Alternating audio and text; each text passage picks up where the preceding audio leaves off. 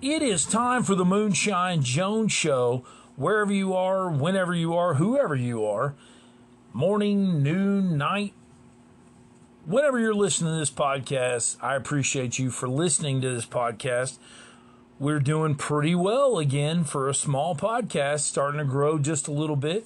You've got to crawl before you can walk, and walk before you can sprint, and sprint before you get the point. I'm going to get right to it. A to Z Sports, based out of Nashville, Tennessee, covering Tennessee athletics, and you can hear the thunder and the weather over top of my head here in the Upper Cumberland. Today, Greg Schiano was asked in the Big Ten Media Days, it was this week, if he was ready to talk about what happened in Tennessee in 2017. He said, "Not quite yet," said a laughing Schiano. "Not quite yet, but it's coming though." I'm gonna take over from here. I want to talk about Greg Schiano, the football coach, shall we? Now, before I get into Greg Schiano, Tennessee fires Butch Jones in 2017 after the worst season. And now, here recently, thank you, Jeremy Pruitt, has competed for that title, but at the time, it was the worst season in Tennessee history. At the time, in 2017, Tennessee had not lost in the history of Tennessee athletics and football, had not lost more than 7 games in one season. At the time, Tennessee and Ohio State were the only 2 teams to say that. Now it's only Ohio State. I want to get into the Greg Schiano story. John Currie, which before people pull out the whips and chains and burning him at the stake, John Currie did hire Coach Vitello, that coaches our baseball team, which may be the hottest name right now in possibly college sports. It is baseball. That's why it's not. But this guy is one hell of a baseball coach. Excuse me. John Currie was responsible for hiring Tony Vitello, and by the way, loved basically hanging out with his family during the Kentucky game in the SEC semifinals in Hoover, Alabama. By the way, if you haven't been to the SEC tournament in Hoover, they do a smashing job. I don't know why I'm using that word, but they do. Back to what I'm talking about. Back to John Currie. John Currie goes out. He wasn't very well liked. He had some issues with Phil Fulmer. He was part of the past, I guess you would say, athletic department. Well, that's what you would say, the athletic department. Boy, it is thundering, but we will continue. John Currie goes out and tries to hire a few different coaches. He had spoken with the Pirate out of Washington State. We got to have a little bit of fun here. I'm not going to tell you. Currently coaches for Mississippi State, Mike Leach. Had him on his radar. It came out with ESPN that it looks to be that's the next hire. Then it came down to Greg Schiano, and Greg Schiano was going to be the hire. And this is where the fun began, unless you're a Tennessee fan. Greg Schiano is going to be announced as the next football coach at the University of Tennessee.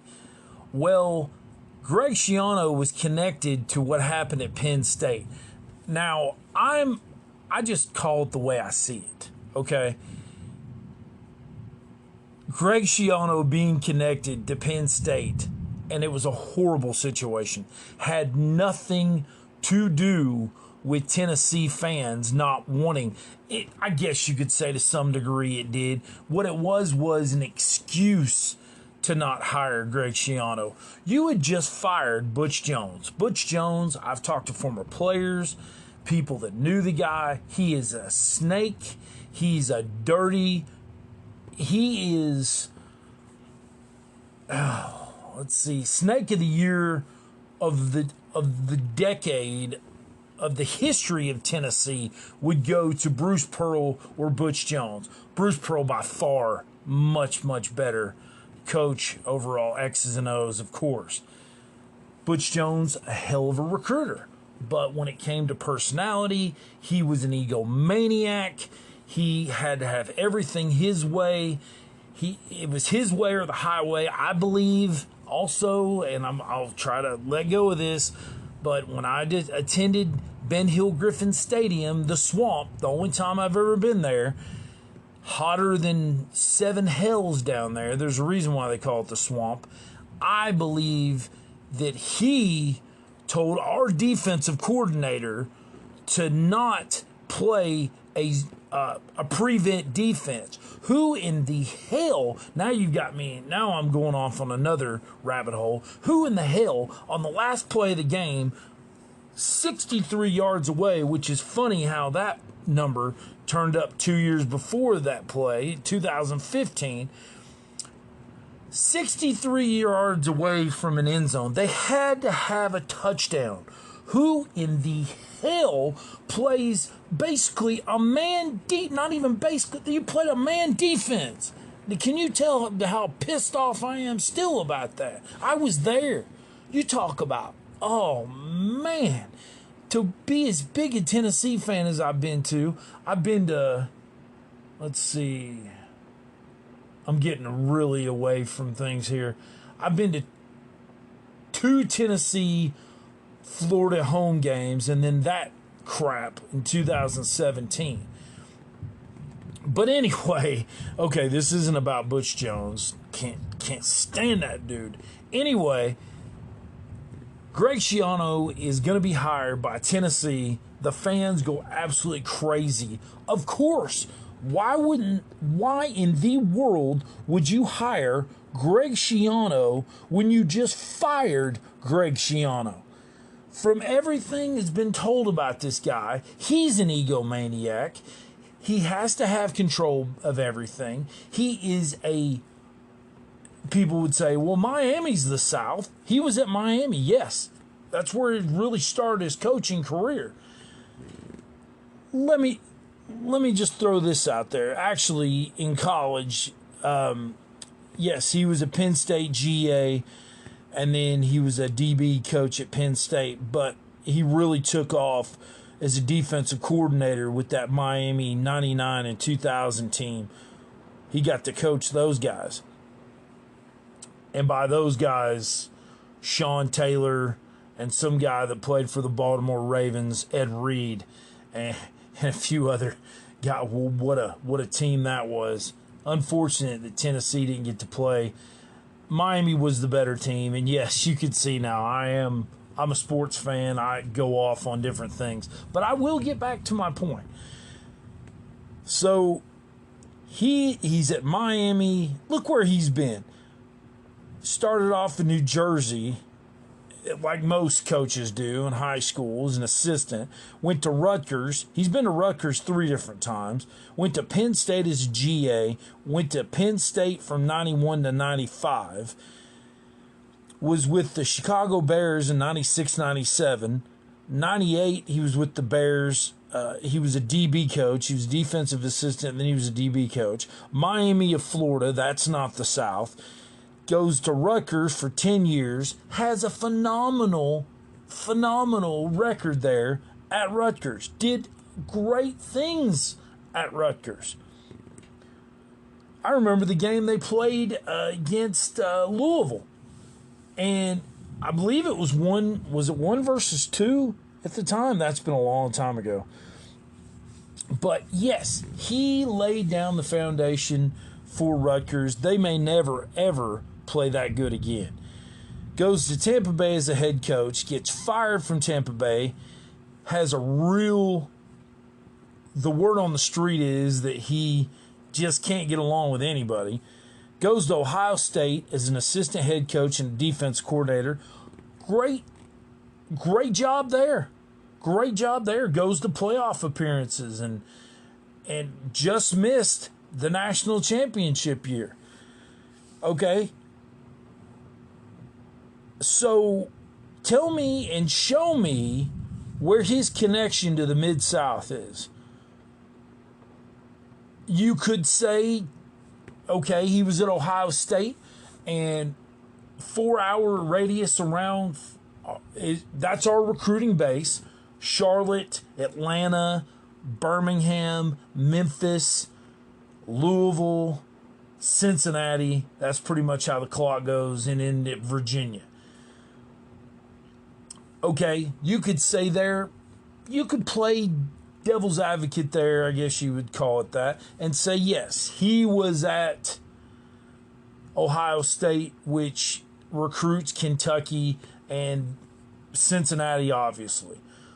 What about the rest of it? What about Atlanta? What about South Carolina, North Carolina? What about Tennessee? He has no connection whatsoever with with high school coaches in Tennessee. None that I know of. And if he had a few, congratulations, and they were probably private schools. He was not from this area. And you could say, okay, what about Josh Heupel? Josh Heupel was at UCF in Orlando. Orlando is the SEC pain. He's recruiting in Alabama. He's recruiting in Georgia. He's recruiting in South Carolina, North Carolina, Tennessee. He's, of course, recruiting Florida, Mississippi, Louisiana. I mean, all over the place. Arkansas. So there you go, folks. Virginia.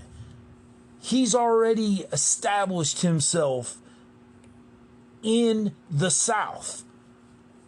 And Orlando is much more the South than what Miami, Florida is. So he doesn't come to Tennessee. There's a big riff about it that there was a signed contract. And as far as we know, there's still, you don't know what to believe. We've had so much going on with Greg Schiano and the whole debacle with John Curry and everything. And again, John Curry did bring in Tony Vitello. Boy, that thunder is loud. It is a rumbling and a bumbling tonight. So, with that being said, guess what Tennessee does? Tennessee goes out and they go after the guy that they've had their eye on. And then this happens. Bob, I think that Tennessee is offered, and I think that Jeff Brom at Purdue has accepted the job. I think he'll be Tennessee's next coach. I think Tennessee will make that announcement soon. Oh, thank you, Jimmy Himes. He'll never get over that. From what I understand, and everything that I've read and heard about, Jeff Brom was, and by the way, losing to Purdue this past year in the freaking Music City Bowl was even more painful after what happened with that.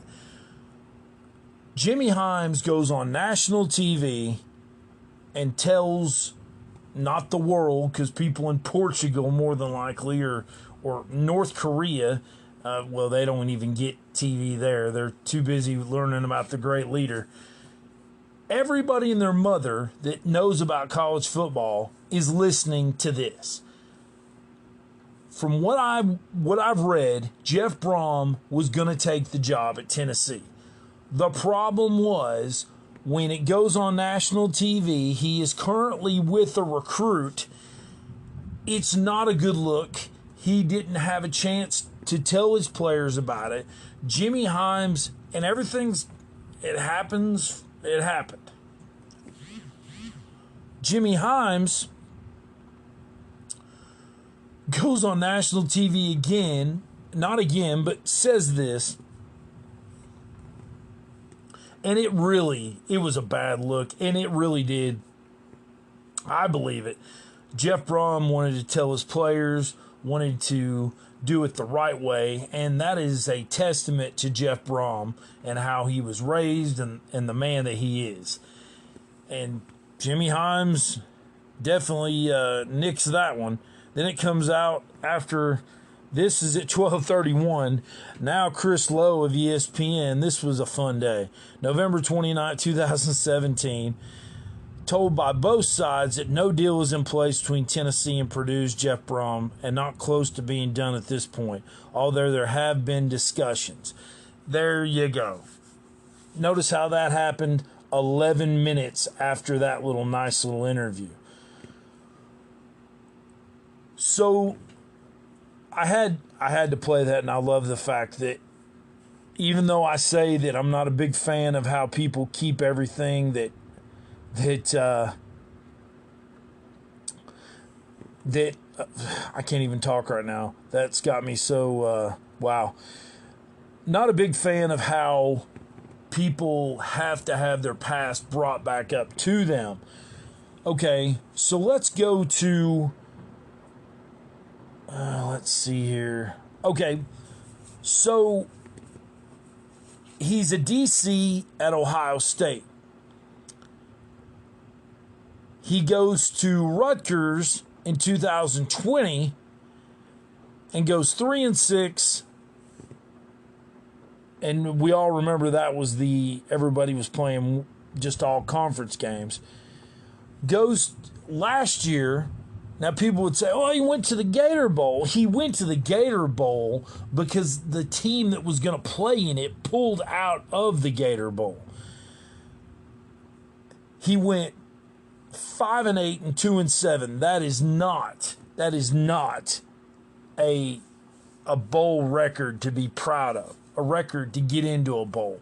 They got put in there because the team that was supposed to play in it pulled out.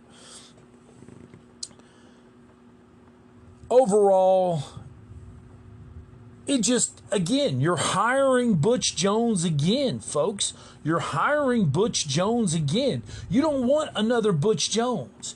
You want what we've got now. We got Jeremy Pruitt, which we found out was 10 times worse than Butch Jones.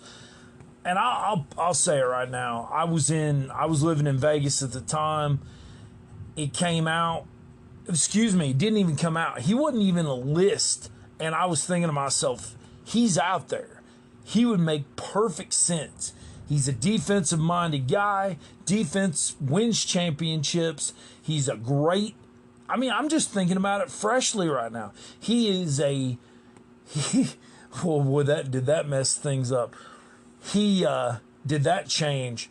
But I'm thinking how I felt that day. He's a player's coach. He's great. He's an amazing recruiter. You had players from Alabama coming out, Georgia, Florida State talking about his character and what kind of guy he was and coach he was. And it just, boy, did not work out. Then we get Josh Heupel. You couldn't get Coach Elliott from Clemson. He decided to stay at Clemson. The DC at Ohio State decided to stay at Ohio State. We kept swinging and missing. And then Danny White came in as our AD. Danny White brings Josh Heupel up. And boy, I tell you, I've been through the Dooley. I've been through the Butch Jones, through the Lane Kiffin, this and that. I was very underwhelmed when I heard about Josh Heupel. You hear that he was on his way out, possibly at UCF. He's a very great offensive mind. At Mizzou with Drew Lock, had some great things going on there. But, I just thought, well, okay, here we go again. Boy, was I wrong. You could have asked for a win against Ole Miss. I'm sorry, Joe Milton, but oh my how in the hell do you run out of bounds on the last play of the game, man? I still don't understand it. I mean, I'm not in your position, but it's the last play of the game. What are you doing? I mean, okay, let's just get that out of the way. Should have beat Pittsburgh. Should have beat Ole Miss. You take those two, and then you put us in a bowl game, a better bowl. We could have won that. Woulda, coulda, shoulda, blah, blah, blah, da, da, da. You could have won 10 or 11 ball games last year. Played Georgia tough. Was the first team to score on Georgia in the first quarter.